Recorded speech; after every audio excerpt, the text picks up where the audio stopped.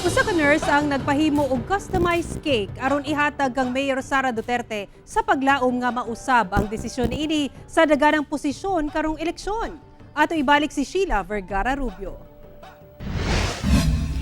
Gamagikan sa dekalidad nga sahog ug sa eksperyensyadong confectioner sa Davao City ang customized cake nga gipahimo sa usa ka Davaoenyang nurse nga si Maria Fay Ligaspi Santillan.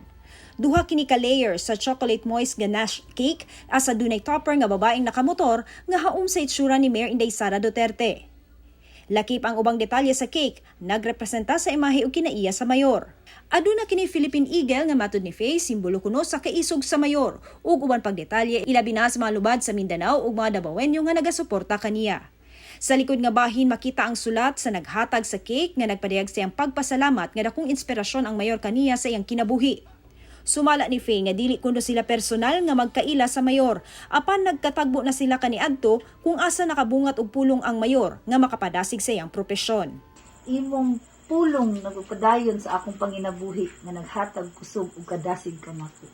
Busa Mayor, i-grab nako ning opportunity nga magpasalamat kanimo personal ka ikaw ang naghatag og inspirasyon sa ako upang dasig nga ipadayon nako akong panginabuhi. Busa sukad ni adto hugot na ang iyang pagsuporta sa mayor ug gihandom nga mosunod usab kini sa lakang siyang amahan nga si President Rodrigo Duterte. Gitunol ang cake sa mismong panimalay sa mayor ni adtong Lunes sa paglaom nga mausab pa ang hunahuna sa mayor kinsa nag-file na sa iyang COC isip re-electionist sa Davao City. Awan dili ang mayor ang personal nga nakadawat sa maong customized cake. Ako si Sheila Vergara Rubio para sa One Mindanao.